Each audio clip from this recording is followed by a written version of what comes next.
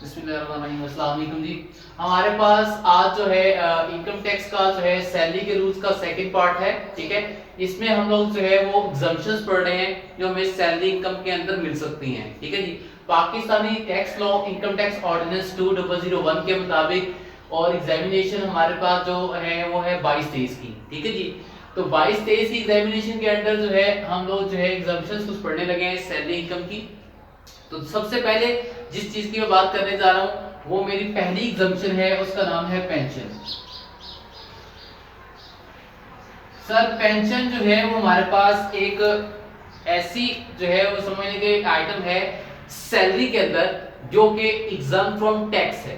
ठीक है जी, यानी कि एम्प्लॉयमेंट रिलेशनशिप में मिलने वाला ऐसा बेनिफिट जो कि रिटायरमेंट होता है, लेकिन ये बेनिफिट जो है आपका पाकिस्तानी टैक्स लॉ के मुताबिक फुली एग्जाम फ्रॉम टैक्स होता है। लेकिन देयर आर सर्टेन कंडीशंस कि जहां पर हमारा ये वाला जो है बेनिफिट जो है वो टैक्सेबल हो जाता है।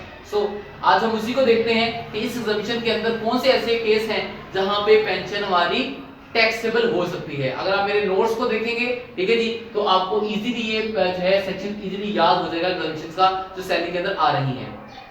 सबसे पहले तो ये समझ लीजिए कि पेंशन एक पीरियोडिक पेमेंट है। ठीक है, अगर आप बुक में देखेंगे मौजम मुगल की बुक जो है स्टार्टिंग पेज पे वहां पे पेंशन की डेफिनेशन भी लिखी हुई है, तो वहां पर जो है जस्ट आप लोगों को जो है उसका इंट्रो दिया होगा ऐसा, बाकी इसका टेक्स्ट स्टेटमेंट आगे के लिखा हुआ है। मैंने यहाँ पे कंबाइन की टेक्स्ट स्टेटमेंट्स का लिख दिया हुआ है ताकि आप लोगों को याद करने में आसानी हो, टेबल फॉर्म में यहाँ पे। तो पेंशन यहाँ पर मैंने दो सेक्शन में इसको डिवाइड किया हुआ है अपने नोट्स के अंदर। ठीक है जी, तो इसमें सबसे पहले जो बात की गई है पेंशन की वो ये की गई है सर कि हमारे पास पेंशन अगर कोई शख्स रिसीव करता है और उसकी उम्र जो है वो अबव 60 ईयर ऑफ एज है, a person receive pension whose age is 60 year above, उसकी उम्र जो है 60 साल से ज्यादा है, तो उसको पाकिस्तानी टैक्स लॉ के मुताबिक हर तरह की पेंशन एग्जम्प्ट फ्रॉम टैक्स है। ठीक हो गया जी। अच्छा, अब सेकंड केस मैंने बनाया हुआ है कि एनी अदर टाइप्स, अगर कोई 60 साल से नीचे शख्स है तो उसके साथ क्या सीन होगा।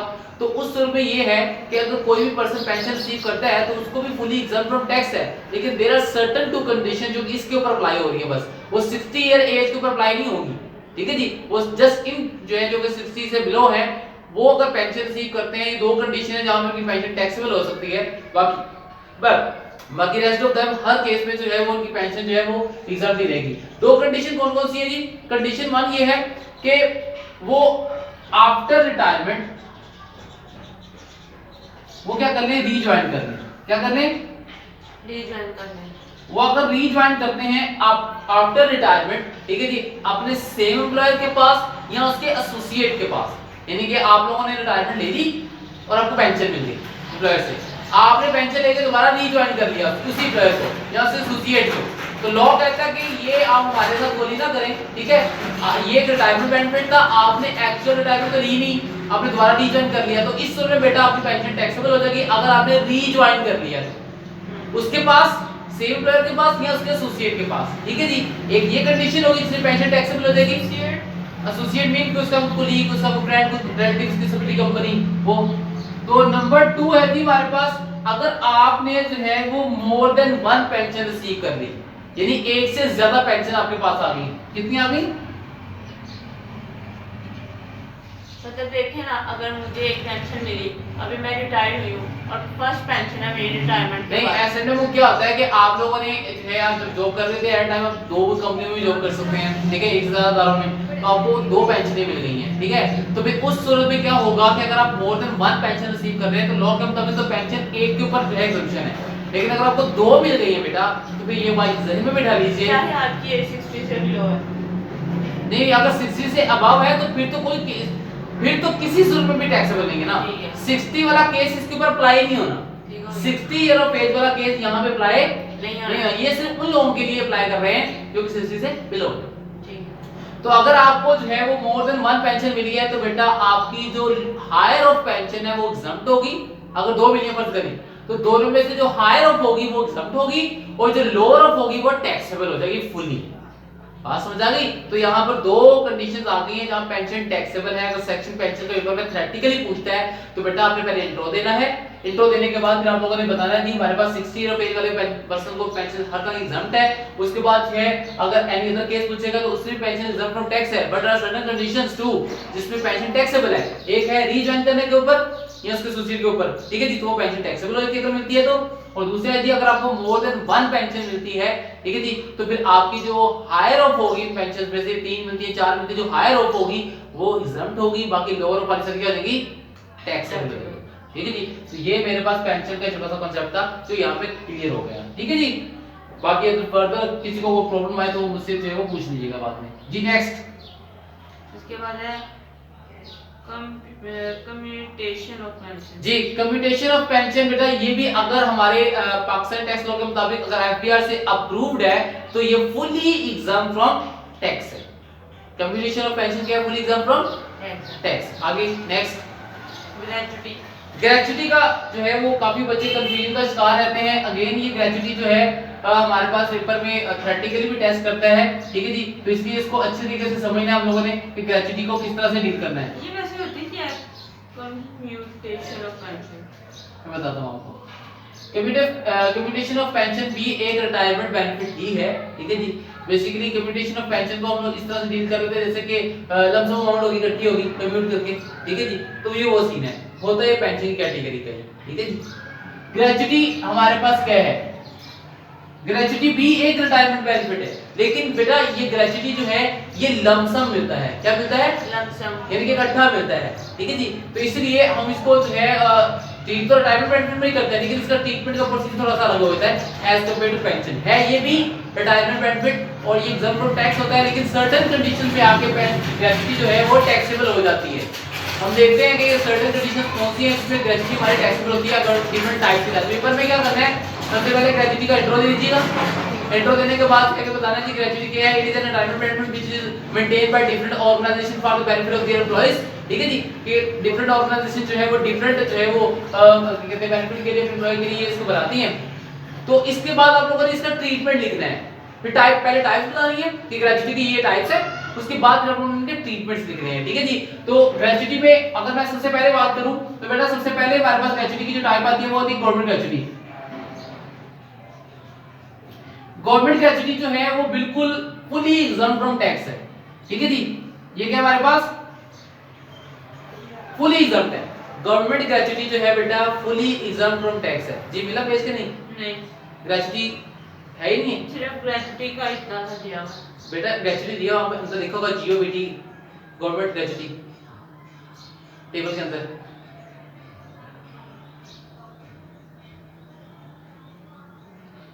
दिखा मुझे और से बेटा देखिए ग्रेचुटी लिखा हुआ है वहां पे लिखा हुआ गवर्नमेंट एम्प्लॉइज लिखा हुआ है जियो बेटी। आप पढ़े तो सही इसको, कमाल करते हैं आप लोग भी यार। गवर्नमेंट ग्रेचुटी जो है वो फुली एग्जाम फ्रॉम टैक्स है, यानी कि गवर्नमेंट एम्प्लॉइज को मिलने वाली gratuity fully exempt from tax होती है, ठीक है। दूसरा पार्ट है हमारे पास इसी के साथ ही एक और केस है इसका, अगर आपको ग्रेचुटी फंड से पैसे मिलते हैं, किससे मिलते हैं पैसे? Gratuity fund. अगर ग्रेचुटी फंड से पैसे मिलते हैं तो बेटा वो भी फुली एग्जाम्प्ट है। ग्रेचुटी फंड अगर आपकी कंपनी मेंटेन कर रही है और उससे आपको पैसे मिलते हैं तो वो भी फुली एग्जाम्प्ट फ्रॉम टैक्स है। लेकिन अगर आपकी कंपनी आपको ग्रेचुटी फंड से पैसे नहीं देती, ग्रेचुटी स्कीम से देती है, क्या देती है जी? Gratuity scheme. तो फिर उसमें क्या हम लोग करेंगे? तो ग्रेचुटी स्कीम को अच्छी तरीके से समझ लीजिएगा कि ग्रेचुटी स्कीम के साथ क्या ट्रीटमेंट करना है। सर ग्रेचुटी स्कीम के बारे में हमारा लॉ कहता है कि आपकी ग्रेचुटी स्कीम जो है वो 3 लाख तक एग्जाम्प्ट है, ठीक है जी। कहां तक जी? 3 लाख तक, अप टू ₹3 लाख एग्जाम, यानी कि 3 लाख तक एग्जाम्प्ट है, ठीक है जी। उससे ऊपर जितनी ग्रेचुटी होगी वो टैक्सेबल हो जाएगी। ऊपर हाँ जी ऊपर वाली। फॉर एग्जांपल आपको मिली है 5 लाख ग्रेचुटी, कितनी? 5 लाख। 5 लाख। तो आपने करना क्या है? आपको मिलने वाली ग्रेचुटी जो है वो 5 लाख है जी। आप उसमें से माइनस करेंगे अपनी एग्जम्पशन को, वो कितनी है? 3 लाख। अगर ग्रेचुटी स्कीम हुई, बात याद रखना कि ग्रेचुटी स्कीम होना जरूरी है। क्या? Gratuity scheme. ग्रेजुएटी स्कीम हो तो फिर तो ग्रेजुएटी स्कीम 5 लाख में से 3 लाख कंजम्पशन माइनस कर दिया, कितना बचा हमारे पास? 2 लाख वाली सैलरी का पार्ट बन जाएगा। ठीक। नेक्स्ट आगे है unapproved gratuity, unapproved communication of pension. जी, अनअप्रूव्ड ग्रेजुएटी के साथ हम लोग क्या करने वाले हैं उसको समझ लीजिएगा।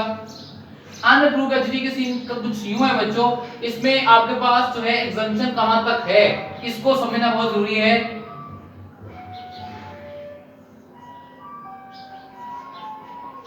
एग्जाम्प्ट अप टू, दो पार्ट बना लिया हम लोगों ने, ए और बी।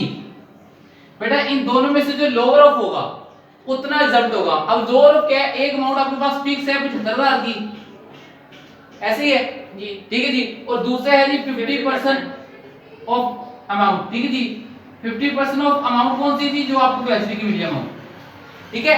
इन दोनों में से बेटा जो लोअर होगा उतना जो है आपका एग्जम्प्ट हो जाएगा, ऊपर वाला आपका क्या हो जाएगा? Taxable, whichever is lower. Exempt up to A और B whichever is lower, यानी ए और बी का मतलब ये है यहाँ एक अमाउंट 75,000 की है, दूसरी आपकी 50% जो है वो ग्रेजुएटी की अमाउंट की है। इन दोनों में से जो लोअर ऑफ होगा उतना आपका जो है वो एग्जम्प्ट है, बाकी ऊपर वाला टैक्सेबल है। एग्जांपल ले लेते हैं, फर्ज करें आप में देखिएगा, फर्ज करें कि आपके पास जो है वो ग्रेजुएटी मिली आपको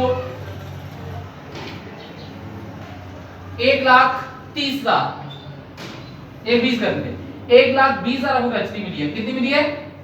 1,20,000। 1,20,000 ग्रेजुएटी जो है वो आपकी अनअप्रूव्ड है। कौन सी है? अनअप्रूव्ड। असम्पशन ले रहे हैं हम लोग, ठीक है। एग्जांपल के ऊपर के 1,20,000 अनअप्रूव्ड ग्रेजुएटी मिली है। अब सवाल ये है कि सर क्या 1,20,000 का भी टैक्सेबल हो जाएगा? नहीं, लॉ कहता है कि आपको इन दोनों का लोअर ऑफ जो है एग्जम्प्ट है। एक है 75,000 और एक है 50% ऑफ अमाउंट। अमाउंट कितनी है? 1,20,000। 1,20,000 का 50% कितना बनता है? 60,000। तो फिर 60,000 का कंपैरिजन होगा 75,000 के साथ, तो इन दोनों में से छोटा कौन सा है?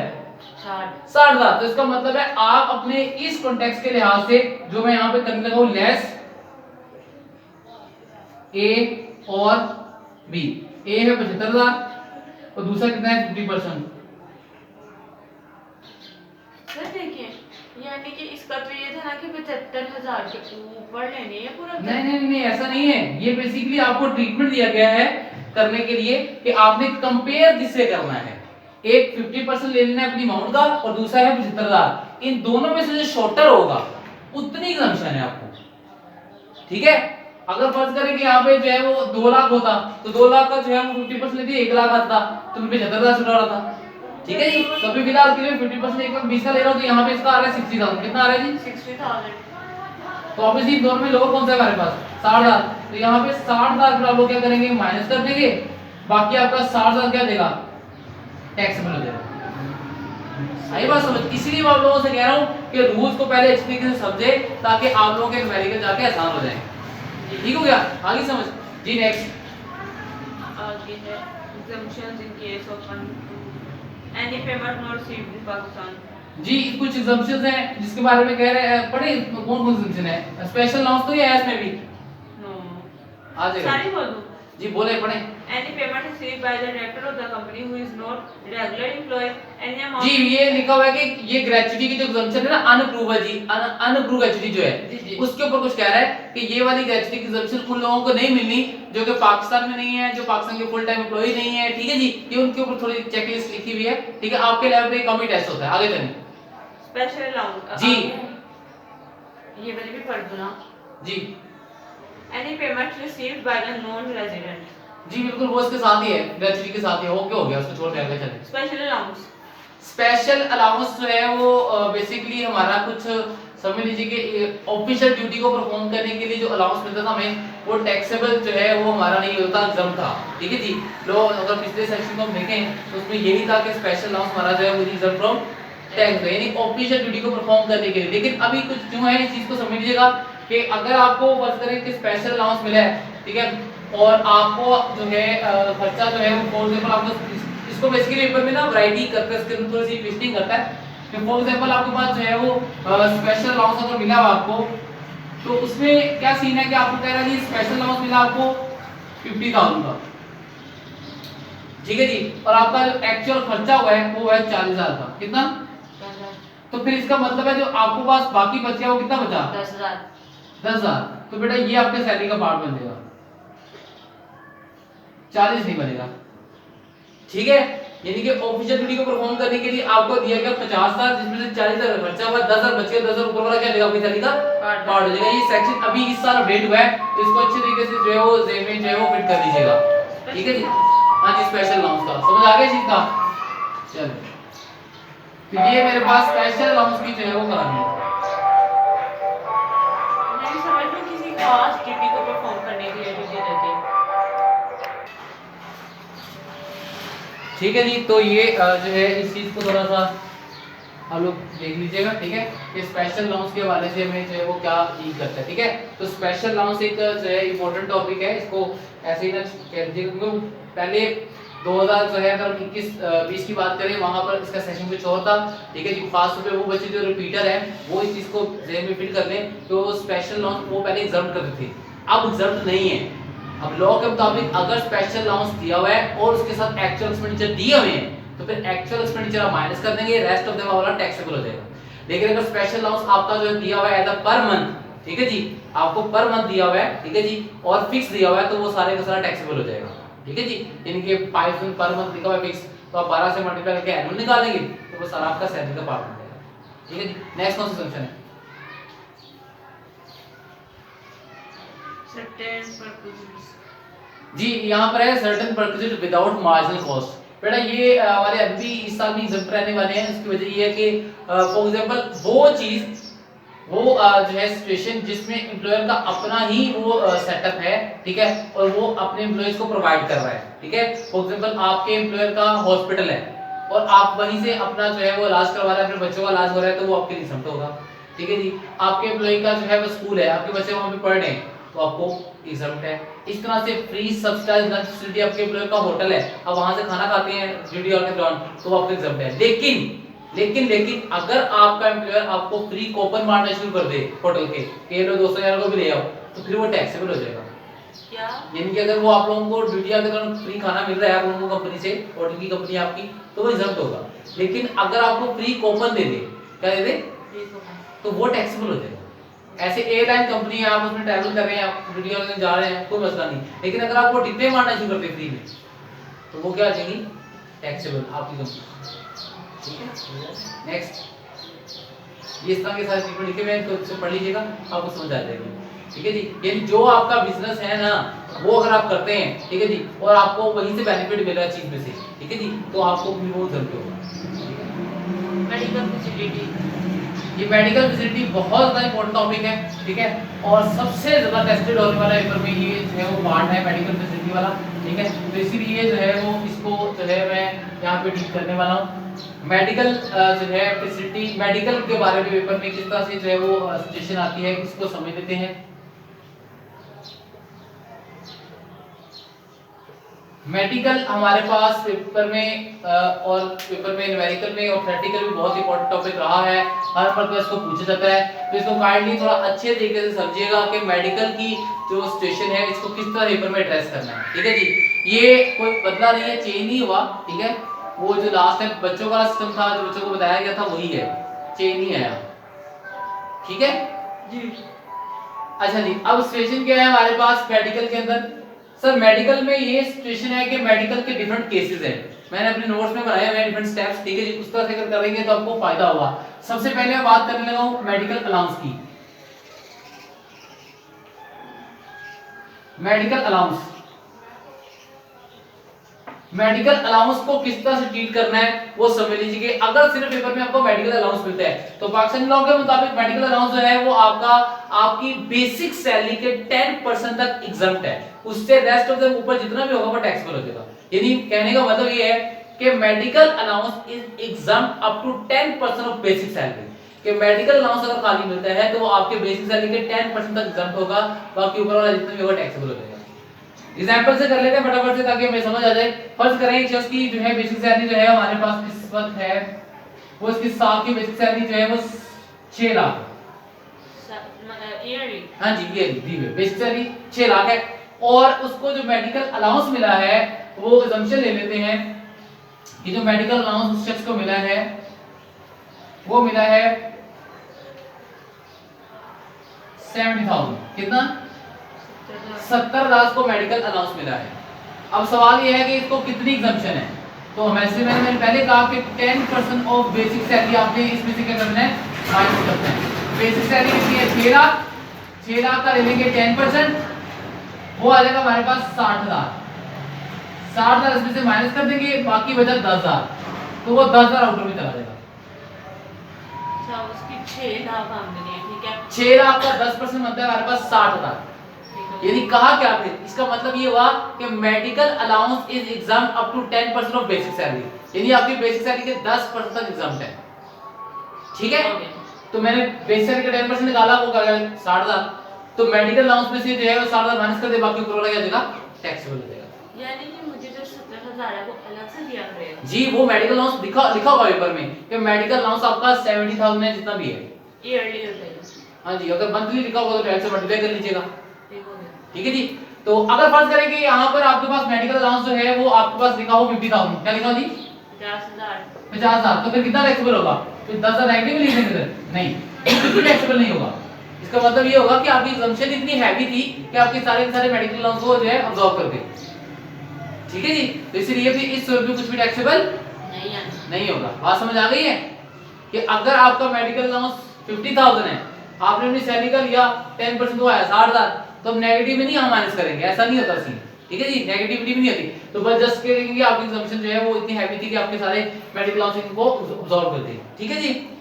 नेक्स्ट मेडिकल अलाउंस के बाद है जी मेडिकल जो है फैसिलिटी मिल रही है। ठीक है, अगर अलाउंस नहीं मिलता आपको मेडिकल फैसिलिटी मिलती है सिर्फ। और मेडिकल फैसिलिटी के दो सेक्शन है, क्या है जी हमारे पास? दो। इसको समझिए और से, मेडिकल फैसिलिटी की जो दो सेक्शन है हमारे पास।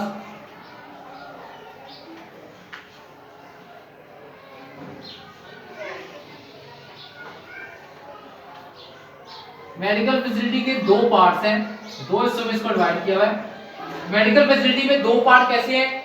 एक है हमारे पास रीइंबर्समेंट है, दोनों रीइंबर्समेंट की।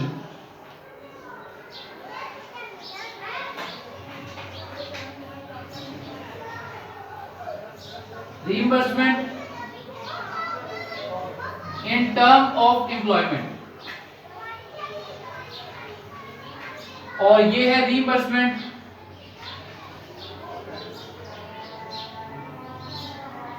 Not in term of employment.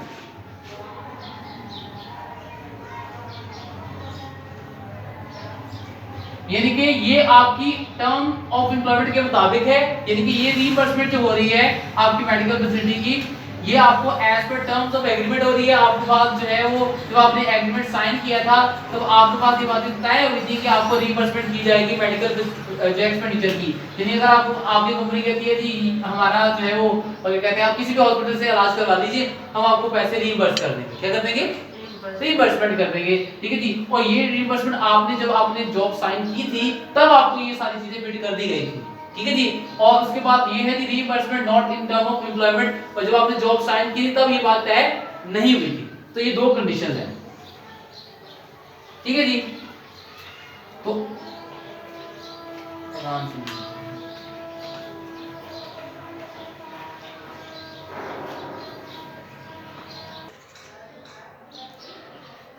ठीक है जी। तो रीइंबर्समेंट हमारे पास है इन टर्म ऑफ एम्प्लॉयमेंट और reimbursement in not in term of employment, दोनों अलग अलग केस है, इनको समझ लीजिएगा। अगर पेपर में लिखा हो जी reimbursement not as per terms of agreement तो उसका और सीन होगा, reimbursement in terms of employment तो इसका और सीन है। ठीक है, reimbursement in term of employment बेटा फुली एग्जाम फ्रॉम टैक्स है, सुनने गौर से, फुली एग्जाम्ड है। ठीक है जी। और ये फुली एग्जाम इसलिए है हमारे पास क्योंकि ये as per term of agreement थी, लेकिन इसके लिए दो कंडीशंस का होना बहुत जरूरी है। वो दो कंडीशंस कौन सी हैं? एक आपने एनटीएन प्रोवाइड करना है मेडिकल प्रैक्टिशनर का, ठीक है जी, साथ आपने एम्प्लॉयर अटेस्टेशन देनी है। अगर ये दोनों चीजें अवेलेबल होंगी तभी ये फुली एग्जाम फ्रॉम टैक्सेशन होगा। ठीक है जी। एम्प्लॉयर अटेस्टेशन जो है जरूरी होगी, ये एनटीएन और एम्प्लॉयर अटेस्टेशन जो है इसके साथ जो है आप एफडीए को सबमिट करवाएंगे तो ये फुली एग्जाम फ्रॉम टैक्स हो जाएगा। एनटीएन और एम्प्लॉयर टैक्सेशन, ये नोट्स में बात क्लियरली लिखी हुई है, ठीक है जी। जो आप रीइंबर्समेंट क्लेम कर रहे हैं ना as per term of agreement, उसकी बात कर रहा हूं, ठीक है। तो अगर आप ये प्रोवाइड नहीं करते एम्प्लॉयर की टैक्सेशन या एनटीए नंबर, ठीक है जी, तो बेटा वो फुली टैक्सेबल हो जाएगी जो as per term of agreement वाली भी एग्जम्पशन है, तो ठीक है जी। सॉरी मेडिकल फैसिलिटी है, इसका क्या सीन है बेटा, reimbursement not in terms of agreement वाली जो है वो फुली टैक्सेबल है, फुली टैक्सेबल, ठीक है जी। ये हमारे पास फुली टैक्सेबल हो जाएगी, reimbursement not in terms of agreement वाली सारी की सारी टैक्सेबल, ठीक है जी। तो ये हमारे पास जो है वो नोट्स में भी ए बी सी के 3 केस बने हुए हैं, मेडिकल लॉस में ए का है, इसको बी का है, इसको सी का है नोट्स के अंदर, ठीक है। तो ये हमारे पास जो है वो तीनों जो है वो फैसिलिटीज हमारे पास सामने आ गई, ठीक है बेटा। अब इसे कॉम्बिनेशन कर लेते हैं कि अगर फर्स्ट करें पेपर में मेडिकल अलाउंस और मेडिकल जो है रीइंबर्समेंट जो है वो इकट्ठी मिल जाए, यानी कि ए और बी से मुराद है मेडिकल अलाउंस और medical reimbursement in terms of agreement, दोनों इकट्ठे मिल जाएं, तो फिर क्या करेंगे, और सुन लीजिए, जो मेडिकल अलाउंस के ऊपर 10% सब्सिडी मिल रही है ना वो फिर नहीं मिलेगी। मेडिकल अलाउंस पूरे का पूरा टैक्सेबल हो जाएगा और मेडिकल रीइंबर्समेंट जो है वो पहले भी एग्जाम्प्ट थी, अब भी करेगी एग्जाम्प्ट, लेकिन साथ वही कंडीशन कि एनटीएन और मेडिकल प्रैक्टिशनर जो है वो उसके एनटीएन और साथ ब्लड टेस्टिंग देनी है, ठीक है। दोनों जरूरी है या दोनों से एक भी चलेगी? नहीं, दोनों कंपल्सरी है, ठीक है जी। पेपर में लिखा था कि एनटीएन नहीं प्रोवाइड किया था, बाय डिफॉल्ट वो दिया होगा उसने, यानी कि कहते हैं मेडिकल रीइंबर्समेंट है as per terms of agreement, तो कुछ भी नहीं लिखा हुआ तो फिर वो एग्जाम्प्ट ही है, हम ये मान लेंगे कि भी दोनों चीजें प्रोवाइड कर दी हैं, ठीक है। बात हो रही है जी अगर मेडिकल अलाउंस और मेडिकल रीइंबर्समेंट दोनों इकट्ठे आ जाए क्वेश्चन में, तो फिर उस सूरत में मेडिकल रीइंबर्समेंट पूरी एग्जाम्प्ट रहेगी, लेकिन मेडिकल अलाउंस जो है वो फुली टैक्सेबल हो जाएगा, इसके ऊपर जो 10% सब्सिडी पहले मिल रही थी वो नहीं मिलेगी। लेकिन अगर मेडिकल अलाउंस और मेडिकल रीइंबर्समेंट दोनों इकट्ठे आ जाए, यानी ए और सी केस बना लें इसको, ठीक है जी, मेडिकल अलाउंस और medical reimbursement not as per terms of agreement वाली, तो फिर इस सूरत में क्या होगा बेटा, इस सूरत में medical reimbursement not as per term of agreement वाली पूरी टैक्सेबल है, वो टैक्सेबल ही रहेगी फुली, और जो मेडिकल अलाउंस है उसके ऊपर जो 10% सब्सिडी मिल रही थी वो अभी भी मिलेगी। इसका मतलब है हुआ कुछ नहीं है, ए और बी जो है ए और सी यानी कि मेडिकल अलाउंस और मेडिकल रीइंबर्समेंट दोनों सेक्शन इकट्ठे कर दिए बस, और कुछ नहीं किया, ठीक है जी। तो ये था हमारे पास मेडिकल अलाउंस, ठीक है जी। ऑलमोस्ट जो है कंप्लीशन की तरफ जा रहे हैं, सैलरी एग्जम्पशन की तरफ, ठीक है जी। हमारे पास एक एग्जम्पशन सैलरी की तरफ से रह गई है और that one is provident fund, बहुत ज्यादा इंपॉर्टेंट है पेपर के लिहाज से, ठीक है जी। इसको अच्छे तरीके से आप लोगों ने करना है, मैं जो प्रोविडेंट फंड है, क्योंकि पेपर में अभी रिसेंटली अटेम्प्ट में ये प्रोविडेंट फंड एक लॉन्ग क्वेश्चन के तौर पर भी आ गया है, ठीक है जी। तो इसीलिए हम इसको हल्का नहीं ले सकते, पेपर में बहुत टेस्ट होती है, तो प्रोविडेंट फंड जो है तो इसीलिए इसको अच्छे तरीके से करेंगे, इसके लिए हम सेपरेट थर्ड पार्ट जो है वो जमीन का बनाएंगे, ठीक है जी। फर्दर के लिए जो है इंशाल्लाह नेक्स्ट लेक्चर के लिए जो है हम लोग इंशाल्लाह प्रोविडेंट फंड लेके आएंगे। तो फिलहाल आपके लिए जो है सैलरी एग्जम्पशन मेडिकल अलाउंस तक हम जो है वो कंप्लीट कर लिया है, यहाँ तक अच्छे तरीके से इसको रिमेंबर कर लीजिएगा, कोई भी प्रॉब्लम हो कोई मसला हो तो मुझसे दोबारा जो है पूछ लीजिएगा। जज़ाकल्लाह, अल्लाह हाफिज़।